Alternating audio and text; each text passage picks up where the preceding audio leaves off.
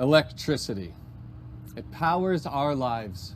And you can see from those lines behind me and those big poles, they run all the way down to where the electricity is generated. And it's either generated with natural gas or wind or solar.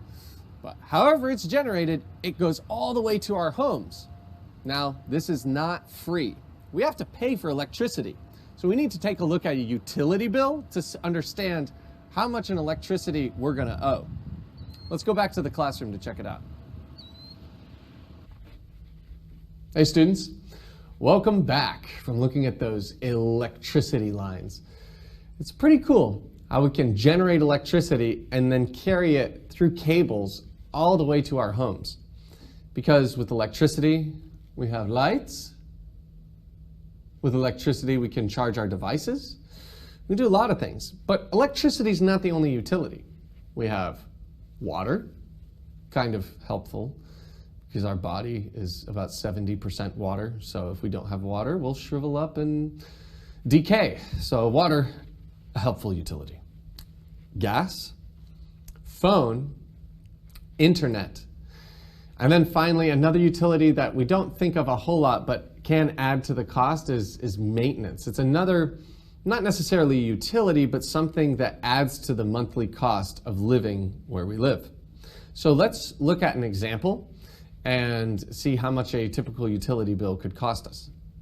So electricity is measured by the kilowatt hour, and it's approximately 15 cents per kilowatt hour. Gas is about $1 per cubic foot.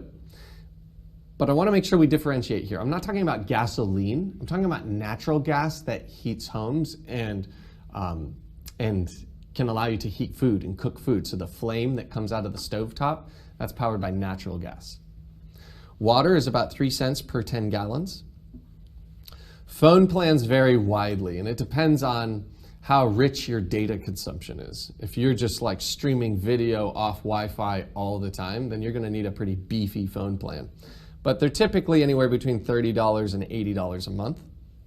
Internet, medium speed is $50 a month, very high speed internet. So if you're streaming lots of video, uploading content, then you're gonna need something closer to the $100 per month plan. And then finally, maintenance really depends. If you have a pretty new place that you own, then it could be on the lower end because everything's relatively new. If you have a house that was built 70 years ago, like me, maintenance is $200 a month when we're lucky. It might even be higher than that. If you rent your place, meaning you do not own it, you pay a monthly payment to a landlord, someone who does own it, then your maintenance expense is actually going to be right around zero because you're not responsible for replacing anything that breaks. If something breaks in the house, it's the landowner's responsibility to fix it. So that being said, let's go through this example here. Brandy lives in an apartment. Okay, I'm going to highlight this. Since she's in an apartment, she will not have any maintenance expense. She uses 300 kilowatt hours of electricity, 1,000 cubic feet of natural gas because she likes to cook, 500 gallons of water, right? A $40 a month phone plan, so a lower end phone plan because she's using her highest speed internet. So her phone is connected to her Wi-Fi at her apartment frequently. So find her utility bill. All right. So 300 kilowatt hours of electricity. So let's figure out what that would be. 300 times 15 cents per kilowatt hour. Let me rewrite this so it's a little bit clearer. Let me write it over here so I have some space. So 300 kilowatt hours times 15 cents per kilowatt hour. You see what happens here? When I multiply these, the kilowatt hour on the numerator and denominator divide away to create one, and I'm just left with the dollar sign, which is good because that's what I wanted. 0 and 0 here, right? When you multiply by 100, it turns this into 15. 3 times 15 gives us $45. Okay, so just for electricity, she'll pay $45. She's living in an apartment, so it's a smaller area to cool. Most of your electricity consumption is going to be driven by air conditioning, especially in the summer. So that'll be $45. I'm just writing that down. Gas, 1,000 cubic feet. So this is 100 cubic feet. So if we just multiply this by 10, right? Because 100 to 1,000, we need to multiply by 10. So we'll multiply the numerator by 10 to give us $10. Water, 500 gallons. We can do this again. We have our units, 500 gallons. Multiply by 3 cents per 10 gallons. All right, if we have a 10 divide away, we just have 50 times 3 cents. Well, if we multiply 10 of these over here, we can move the decimal place. So now it's just 5 times 30 cents, which is $1.50. You might say to yourself, that is not very much money. And I would agree with you. That's pretty amazing. To keep your water under 500 gallons a month in an apartment is pretty amazing.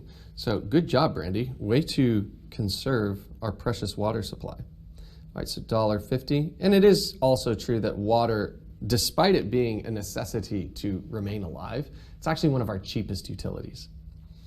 Her phone bill is $40 a month. Her high-speed internet is $100 a month. And then she's not going to have any maintenance because she lives in an apartment. If she owned the apartment, then she would have maintenance expense, but it would be on the lower end because an apartment is a smaller space. If she owned a larger house, the maintenance expense would be higher. But either way, she lives in an apartment, she's renting that apartment. Okay? So I'll go ahead and write this here that she rents that apartment, because if she's living in it, she could have owned it, but this is specifically for renting. Okay, so let's add all this up and get the total utility bill. Okay, so 140 and 45 is 185, and 10 more is 195, and then $1 more, 196.50. 196.50. Right, so that is the cumulative utility bill. Now I want to make a side note that might save you some money one day. That's split between one person because Brandy does not have a roommate. But if you want to save some money, especially when you're early on and you're younger, don't have a family, think about getting a roommate. Roommates, first of all, keep us social, keep us active. You get to learn different cultures, different ideas. It's good to live with somebody.